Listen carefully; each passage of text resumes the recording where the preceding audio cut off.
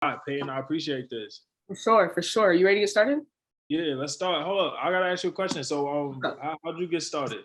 How did I get started? Yeah.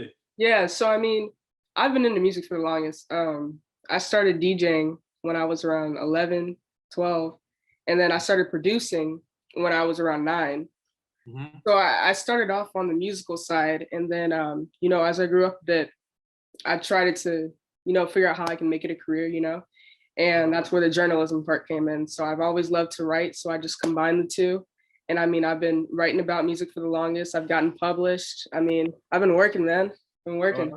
That's what's up. I saw your page, and then I saw a couple of articles. That's what's up. You sent me those articles. That's dope. Yes, you still in high school, right? Yeah, I'm still in high school. I got one more year.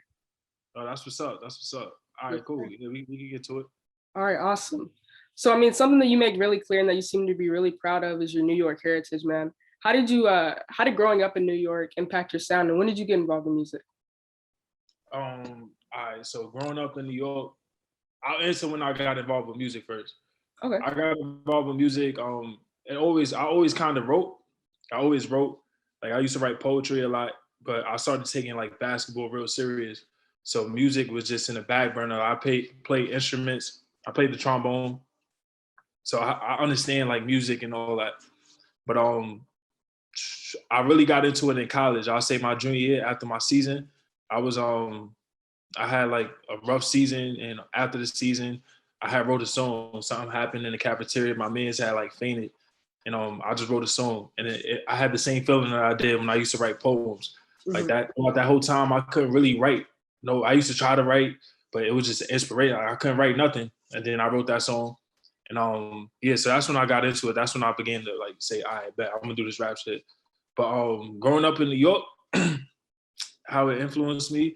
Shit, definitely you can hear my influence in New York rappers. Like I love lyricism, and I love stories. Like I always love people that tell stories. Like the first song I remember listening to that's like crazy was a story was Biggie. Who the hell is this paging me at 5:46? You know that, right? So yeah, so it's like once people paint those pictures in my head, I was like, yo, this is crazy. Like this is crazy and that's just something I want to do.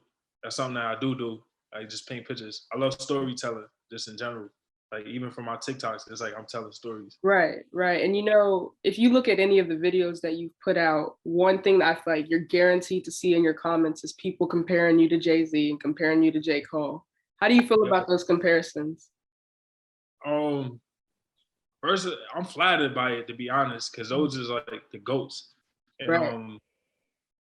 I'm definitely inspired by them for sure. Mm-hmm. The Jay-Z thing, I get it. I'm from Brooklyn, so I'm from Brooklyn and the Bronx, New York. But okay. I got a New York accent.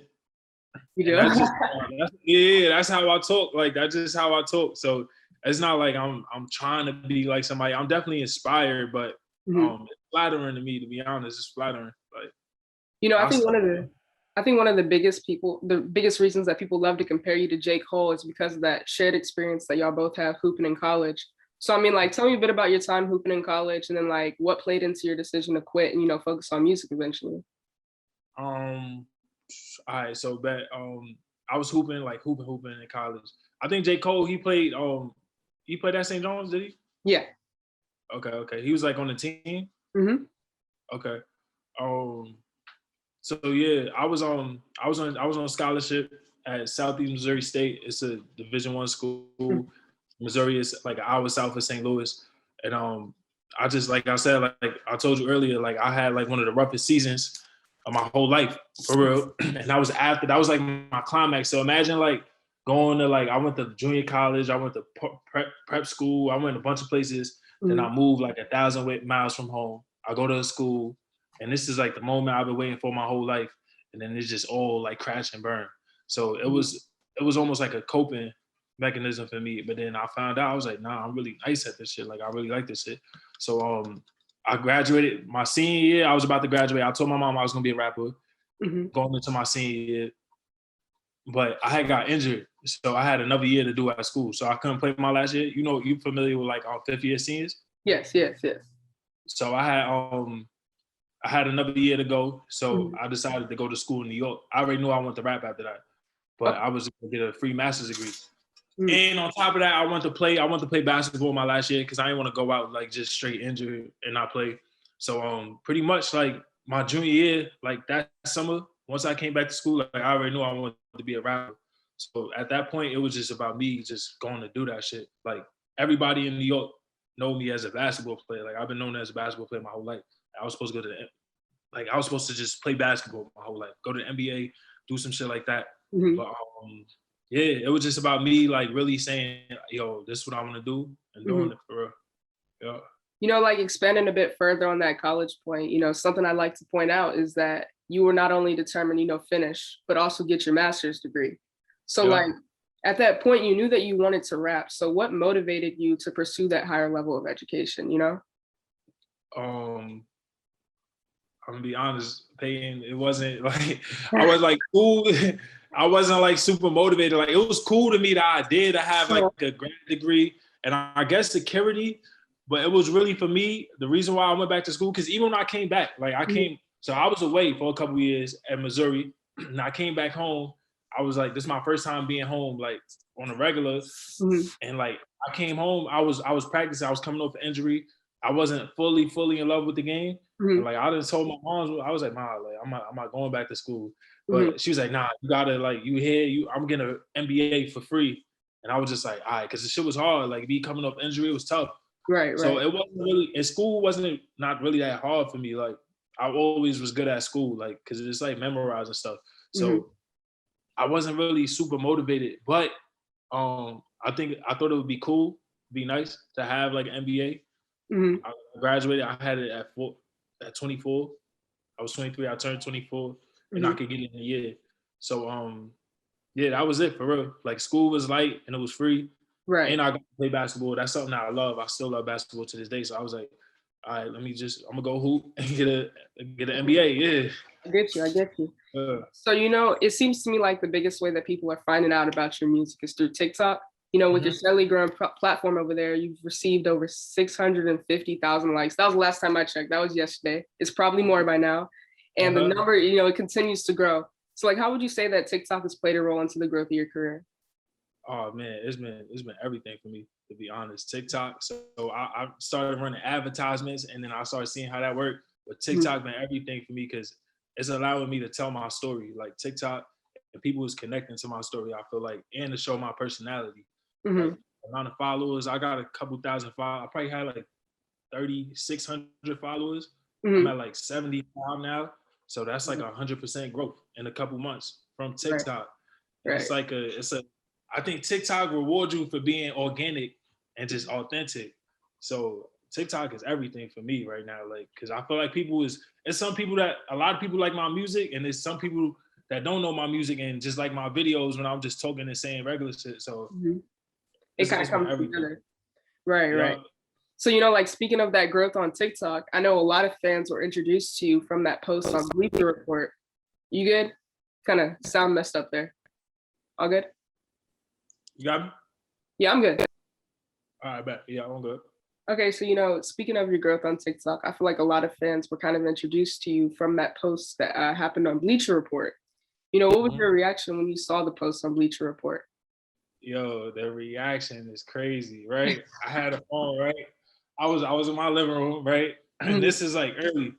And goddamn, I was hyped. I was on the phone with my mans, me on the phone, and I just see like mad file, like it's going crazy. I'm like, yo, what's going on? The post was going up, but it was crazy. I'm like, yo, why is all these people adding me? So I scrolled down, so Bleacher Report, I clicked on it. I was like, let's go.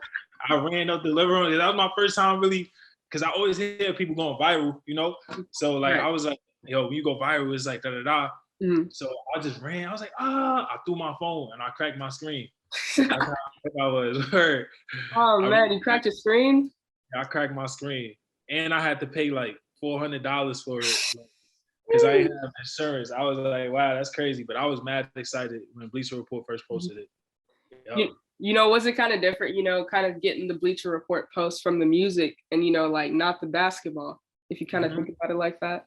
Yeah, and that made me like think about my story more. Like, damn, like I gotta tell my story. I just gotta be myself. It's like, bro, like Bleacher Report posted me, like, and I just told my story. I was like, I got a master's degree. Did you see that? You saw that? Yeah, I did. I saw Fire, that. that's dope. That's That dope. was actually where I was introduced to you. And I've been following you for a while, just trying to keeping up with your career and such. And I mean, I'm like, he's about to blow. You can tell. I Dope. think That's dope. I think Fly this summer, it's on the verge of blowing, man. I really do. I think so. Thanks. Yeah. But you know what? Circling back to the music talk, I mean, what are your goals for the year career wise? So for this year right here, Yeah, this year. so I'm dropping a project next month. I'm dropping a project. Okay. It's a full length project. It's on 13 songs. Mhm. So right now I'm just touching it up. I'm having the music in, and so my goal is to really just keep on going. Like with this music, like I've been really doing it for 3 years. I put my first song out 2018, like Mhm. while I was still in grad school, and I just been growing. TikTok been helping me crazy. So Mhm. it's just to continue to grow, like because I realized like it's all about your connection with real people. Like the industry, the labels and stuff, they can help you accelerate. But the main thing, the most important thing is how you connect and how you make people feel. So my biggest goal is just to connect to more and more people and just insert myself into like the rap game basically. Like let people know I'm here for real. Like I'm here and I'm here to stay. I'm gonna be here. Like, yeah. You know, like speaking on that connection though, you know, a big discussion with a lot of artists nowadays is always the legitimacy of their music in terms of who's writing it. You writing all your music, Joe? I got a ghostwriter, man. Bro? Nah, I'm joking. I'm joking. Nah, I write all my music. I write all my music. I write Okay, all every my word. music. Every word. Yeah, every word, every single. Because I record a lot of times. I record by myself, Okay. so it just be me. I just be recording, and yeah. So I write every single bar. I can't. I want to say that I've been in the studio like on a feature before. And somebody was like, "Yo, bro, like not that," but Mhm. yeah, I got how many features? I got a couple of features like in the tuck, but I got one song out with my guy Jay Cardo. Yeah, I saw that. I saw that. Yeah. So you know, like, take me through your writing process then. Like, how does Joe write a song like Fly This Summer? How does that come to fruition? All right. So Fly This Summer, it's different places, but you want to hear the exact way I wrote Fly This Summer? Yeah, go for it. All right, bet. So and that's why the name of my project 1631. So I had stayed. Well, I'll tell you that story another time. I'll tell it when I drop my project. Okay, But okay. yeah, yo, I was listening. I was talking to one of my OGs, and I was just no. I'm gonna tell you what happened. I was Okay. watching the Jordan documentary, Okay. and the soundtrack was sounding crazy. I'm like, damn, I heard a Tribe Called Quest. You know that, you know that song? Yeah, yeah, yeah. I know what you're talking about. I know what you're talking about. Off the Last Dance. I got you. Yeah. So I was listening to the song, and I was like, damn. So I went into like a rabbit hole looking at Tribe Called Quest. I Mhm. was like, man, they was just cool. Like they was cool. I was like, yo, I want a beat like that. Like I want to hear how I can sound on a beat like that. And Mhm. then I just Googled like Tribe Called Quest type beat, and I searched it, and I looked at the beat. I heard the beat. As soon as I heard the beat, I just like I did that song. That song probably took me like 20 minutes, 20, 30 Mhm. minutes. And I be having songs like that's not normal to me at all. Like a lot of the times when I do songs, it could take me months, weeks. I could have a beat forever. But that Mhm. song just came out because it was like we was in quarantine, and we was coming out of quarantine. It was around May like 2020. Mhm. And I was thinking like, damn, I want to get fly because I always want to get fresh. You know, like the summer before, it was a lot going on for me. Mhm. But this was like every things was going well for me. Like I was like accelerating. So I was like, damn, I'm trying to get fly this summer. And I was like, and I hope nobody died because like where I'm from East New York, Brooklyn, Mhm. where I live at. And nah, just say where I'm from. But like shit be happening. Like I said that in that song, and like literally in like a 5 block radius of my block, like the first month of summer, like 5 people got killed. That's crazy. That's crazy. Yeah, so it's like I was just like that's just how I felt. Like yo, I want to get fly, and I hope nobody die because niggas be dying. I Yeah. get it. I get what you're saying. Uh, So, you know, like uh, kind of going back to what you were talking about with the features, the song you have out with Jay Cardo, you know, it's mhm. noticeable that you don't have a lot of features on your songs. It's mostly just you. So, Yep. like, when it comes to the album, when it comes to the future, who do you want to collaborate with? I'm talking like dream collaborators, no limit here. Dream collaborators, no limit. No limit. That's tough. My top five, of course, I want to collaborate with my whole top five. My top Okay. five is all. My top five is Cole. Okay. Jay-Z, Kanye, Okay. Kendrick, Okay. and Chance. That's a pretty solid top five. Yeah, That's pretty solid. yeah. That's what I love them. So I love to work with those guys, even if it's on some like production, like in Hmm. the beat, because I love cold production. Hmm. Even if it's ad libs, somebody's just talking on my song, like just Yeah. word. Yeah. Yeah. Just to have that creative input. I know what you're saying. Yeah. So you know what? Kind of circling back to you being from New York, with this, the hip hop and rap scene's really Southern dominated right now. Do you think Mhm. New York is like on the way to coming to making a comeback, like they were in the 90s when they were dominating the scene? Yo, everybody say that. I feel like New York is on though. Like we got superstars in New York. Like A Boogie is a superstar. He's a superstar. He is. And I mean, you got people coming up like Lil TJ and such, but DJ, you can't lie. The scene is heavily Southern dominated right now. It's all in Atlanta. yeah. I mean, you gotta think about. I feel like New York always produces like a star. Like Mhm. I get what you're saying. Like on the forefront, it's just like Atlanta is like doing it on a crazy level. But the way I look at it is like when you look at Atlanta, a lot of those guys from the same place, and they're all under the same umbrella. Right, right. Like 4PF, he's with Young Thug, so that's almost like if Lil TJ and A Boogie hung out all day. Hmm. Like that's how it looks. So I feel like New York got the potential to look like that. But I feel like New York is always on. Like even if I don't think it'll ever be like the '90s. I don't think it'll ever be like that, just because just the way New York is built. I don't know. Maybe it can. Hopefully. I mean, we had Pop Smoke. Pop Smoke was a Rest legend. in peace. Rest in peace.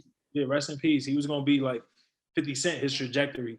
So we got stars. Like we always got stars. Hmm. But I don't know what you think. Like how you feel about the '90s? Like what you think is the difference? I feel like the South's gonna be on for a minute. And when I say on, I mean at that number one spot. I feel like the South is gonna hold that for a minute just because of the popularity of trap music right now, the trap beats. That's what's popping right now. The Migos sound, the flow, all of that is what's popping. Of course, at the top spots, you've got Drake, you've got your Coles, you've got your Kendricks and stuff. But I mean, I feel like the South is going to be on for a minute. I Yeah. feel like New York does have the opportunity to make that type of comeback. I don't think it's going to happen yet though. But I think it's artists like you that are going to be the leader of that comeback. Yep. So when you say that comeback, like what's the comeback look like? Like what does it I look like? think the comeback looks like, I just said top three right now, popularity wise, it's Drake, Cole, and Kendrick. And, at least in my opinion, I feel like those are the three most popular guys out right now. Comeback Yeah. for me is 2 out of 3 of those spots are come with New York guys, New York guy. Okay. Yep. I see that. Yeah. So in that case, yeah, New York. New York is gonna make a comeback. You say it 100%? 100%? Yeah. Yeah. 100%. Yeah. 100%. Okay. Uh, So, I mean, lastly, you've been pretty open about the fact that the album's almost done. You just told me earlier that it's dropping next month. I mean, what can fans expect to see on the album? And I mean, when can they expect the project to come out? so the end of next June. Okay. The end of June. I'm looking at that last week in June. Let me see, because I'm setting everything up, the music. So I'm looking at the June 21st week right there. So that's the last week in June. And what can fans expect? They could expect just the growth. You definitely gonna see the growth from like people that I'm playing it for. Like they see a lot of growth, like my confidence on it. I'm still telling stories. I'm making it's gonna be a good time. It's gonna be a story involved with it. It's gonna be a good time. There's gonna be a lot of places you could play the music in. So yeah. That's what's up. That's what's up. Yeah. So we're gonna get a few different vibes on the album, is what I'm hearing. Well, nothing like crazy, like on some like I'm not about to do Soga. I got you. Yeah, or I'm definitely rapping on it. I got you. I got you. Yep. Well, hey, Joe, man, I appreciate you sitting down with me. I appreciate you taking the time. Like I said, I'm going to try and get that article out by the end of today or tomorrow. You're not going to wait too long. Guaranteed to see some traction to your music, man. I love what you're doing. I love the style that you're bringing back. I think you've got a bright future ahead, man. Appreciate that, Peyton. Appreciate that for real, for real. And I think you do too. Like your maturity is crazy. I can't believe I'm talking to you 17, but you, yeah, I see it. I appreciate it, man. That's what's up. That's what's up. But yeah, Peyton. So I appreciate you. So you can send it over and it's up. All right, I got you, man. Have a good day. All right, you too.